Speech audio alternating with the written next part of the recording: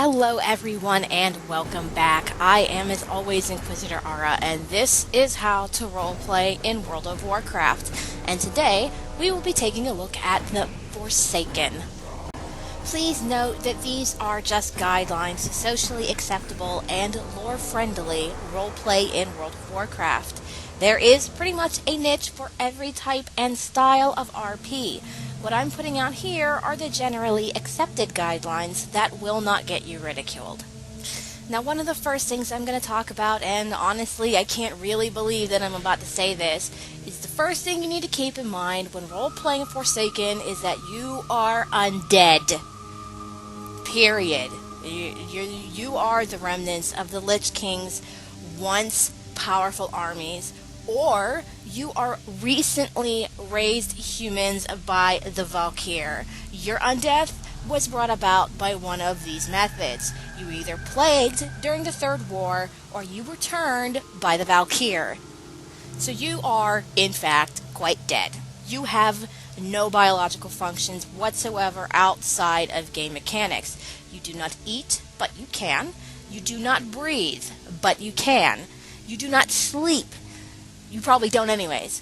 You do not reproduce. This is why Sylvanas recruited the Valkyr, because she was worried about the Forsaken dying off. Death has dulled all of your senses. Pain is probably a distant memory, but then again, so is warmth and pleasure. Colors are muted, smells and scents are weak, and sounds are tinny and hollow. You do not bleed, for bleeding requires a beating heart and non-coagulated blood. Your wounds do not heal, and it takes an apothecary's skill to fix any battle damage you may take.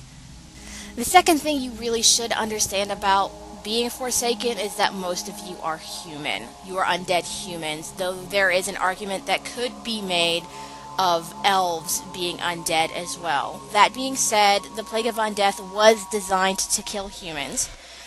If you plan on RPing an undead elf, have a solid background, solid backstory, because while possible, it is very, very rare. If you want to play an undead anything else, play a Death Knight. Period. The Plague was not designed to work on anything other than humans during the Third War. The Plague that Putress dropped on the people at the Wrathgate incident, that was a different version of the Plague. The first one, the one that was put into the grain in Stratholme that killed all those people, that was designed to kill humans and only humans. And probably one of the most important points that I could make about RPing a Forsaken is that you are not necessarily evil. You might be. It's very likely that you are evil, but you don't have to be, and that's what's great about the Forsaken.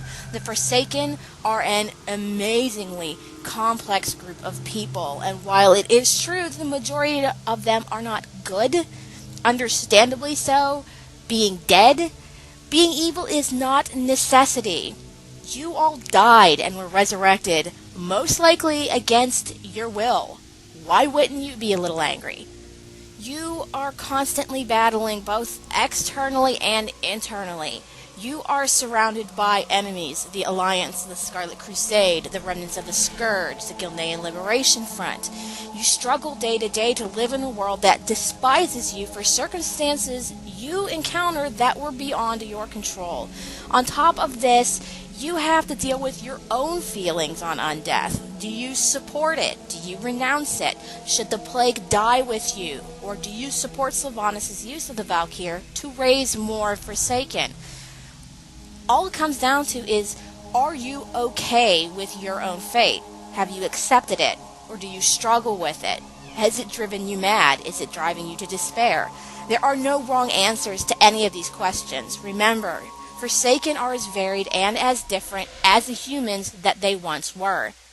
And the last thing that I really want to talk about when it comes to RPing Forsaken is that you are allied with a horde because it is convenient for you to be so. You hate the Scourge, understandably. You used to be Scourge, for the most part. But in order to fight the Scourge, you needed allies to protect you. The Horde has given you that, and in return, you lend the orcs, tauren, trolls, goblins, elves, all them, your considerable strength and skill with the more underhanded aspects of society.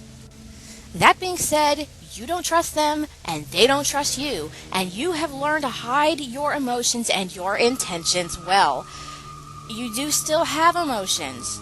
Anger, joy, envy, these things aren't beyond you, but while you most likely no longer feel for people in any way, you can still feel these things for things. Lust can be fulfilled by acquiring power. Happiness can be killing the man that you despised in life. It could be any number of things. Being forsaken doesn't mean you have to be flat. It just means that you're a little different than everyone else is right now. The Forsaken are a wildly underrepresented and wildly misunderstood race in World of Warcraft. They are so varied and so different and can be so unique that you can do anything with the Forsaken. It's the same thing as humans in World of Warcraft. They can do it all. Just because you don't breathe anymore doesn't mean you don't feel, doesn't mean you can't feel. It just means you feel differently now. And there's always going to be that little seed of hatred in your heart. Remember, you died most likely during the Third War, and then you were raised, and you may remember killing your family, your friends, your enemies. I mean, why not? Because you were pretty much killing everything at that point in time. And then suddenly, somehow, you were freed, either through your own force of will, when Arthas slowly lost his grip on the Scourge in Lordaeron and the Plague Lands.